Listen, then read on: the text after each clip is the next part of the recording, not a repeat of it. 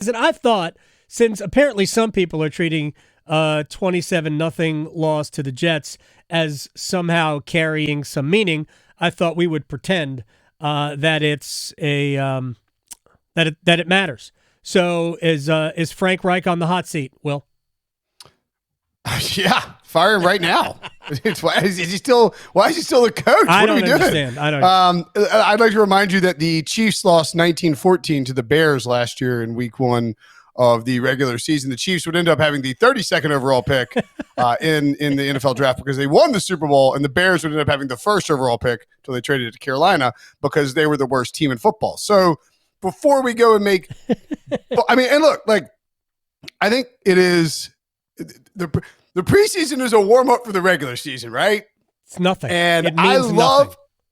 It means nothing.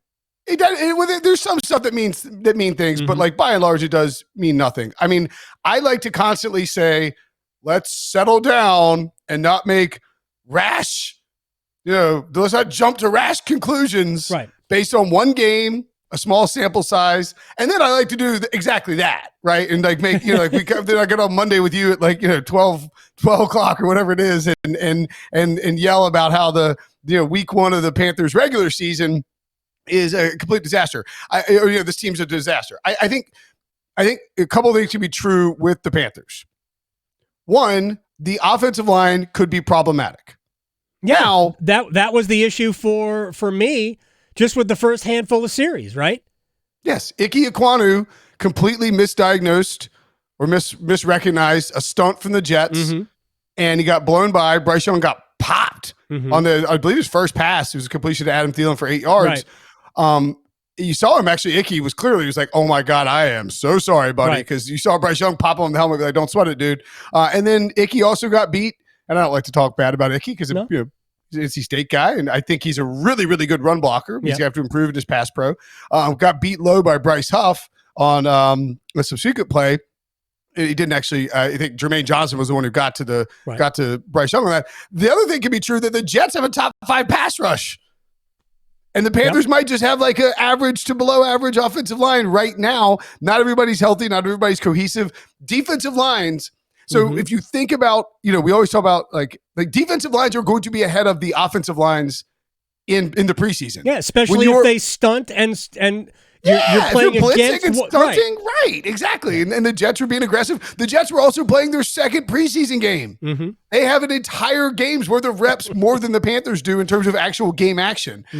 Offensive line, if something is going to show up in the preseason as a problem for almost every NFL team, it is the offensive line. Right. It shows up all over the league because, one, you require a lot of consistency with the offensive line to produce positive results. And two, you require a lot of reps to get that consistency. And teams just don't have a lot of reps because we're early in the season. So I thought that Bryce Young looked like he belonged, whatever the hell that's supposed to mean, but that the offensive line is a problem. I think the weapons like Adam Thielen and Hayden Hurst are nice enough underneath. DJ Chark too. Like the Panthers can be good if the offensive line is good. If the offensive line stinks, the Panthers are going to be, a 500 team maybe. Yeah. I mean, they might be a 500 team either way. Sure. I mean, 9-8, probably, I think 9-8 will win the division. I mean, that's just the way I think 9-8 will win the NFC South this year. I mean, if you win 10 games, I think you're resting your starters in the final week of the regular season. I really do. I don't know about that, but it's entirely possible you're not wrong. I don't know if anybody's good.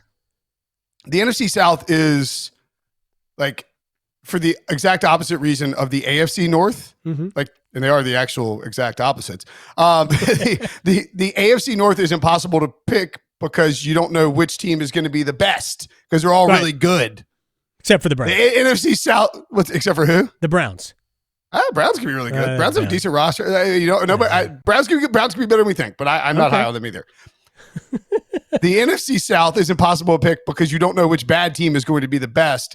And I do think that we'll see these teams kind of glom together around 500 where it's like last place could be 7-10 and first place is 10-7. Yeah, and I mean, I think ultimately 9-8 will win the division thanks to a tiebreaker. That's the way I think. I'm not going to take week 1 of the preseason and look at how Derek Carr looked in his first drive against the Chiefs questionable defense, and he looked really good. They looked really good. The Saints looked really good, and how the Panthers looked in their entire game, and they looked really bad. And Matt Corral, woof. Also, no time back there. Yeah, I'm not going to change my if I'm picking the Panthers to be in first and the Saints to be in last. I'm not going to flip that based on week 1 of the preseason. That's a bad overreaction. All right, let me ask you about. I don't know if this is an overreaction or not. But a few years ago, Will Brinson is joining us here from CBSSports.com at Will Brinson, also the Pick Six podcast.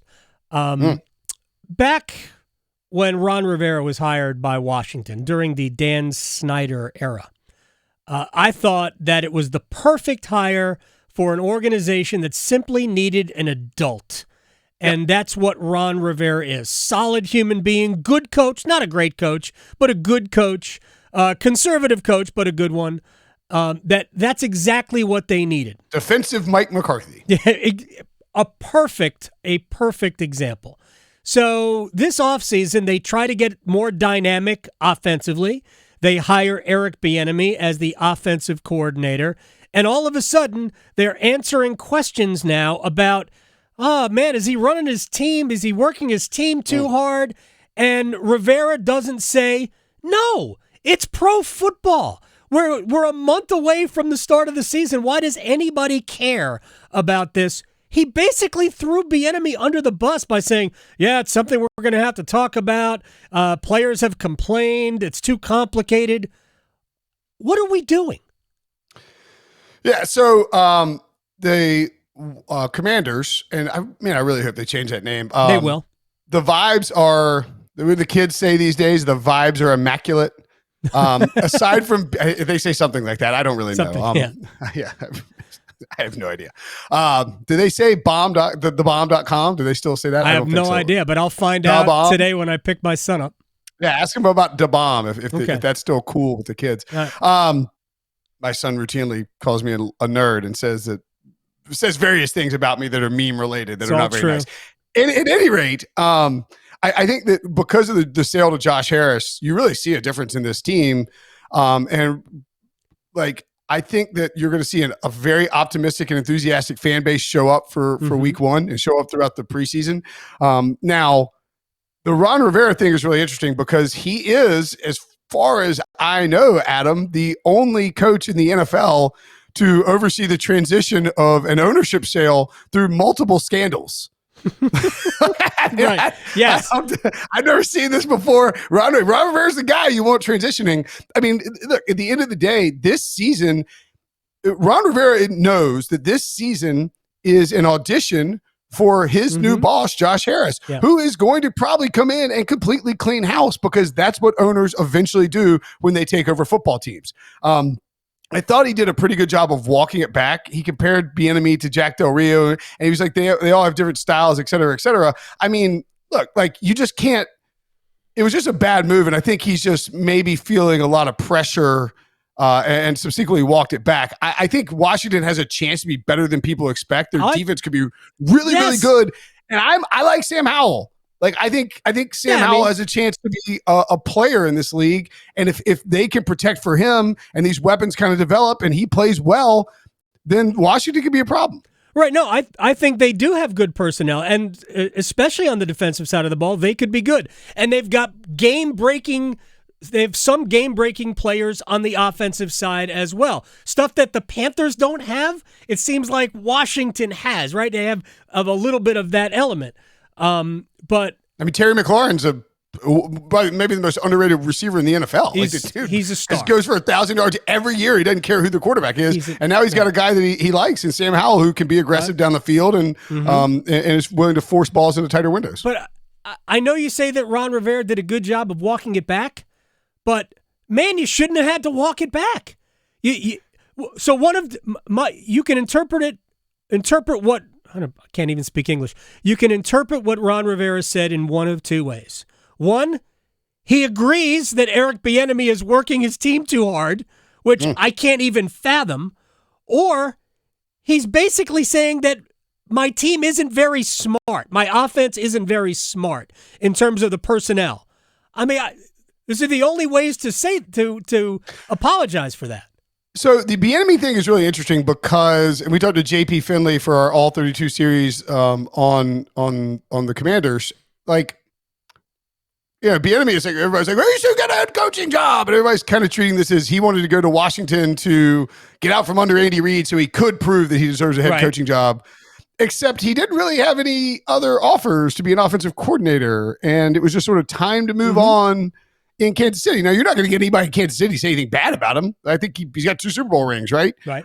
There's some historical off-the-field stuff that certainly pops up during these interviews, I believe, that kind of largely gets unmentioned in the media.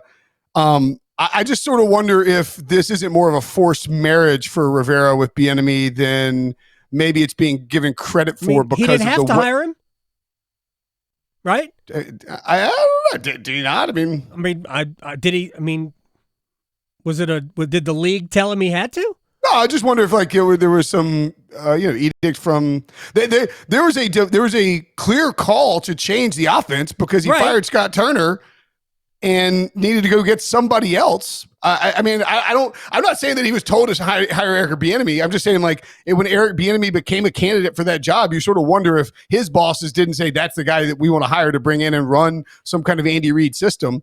And he's clearly not running this. He is not a Ron Rivera type of practice guy. No. He's I don't think it's that big a deal. It's just a weird dynamic. It is a bit of a red flag. I thought that was a complete turnover by the head coach in Washington. Unforced error. It's an unforced error. And it's hard to walk that.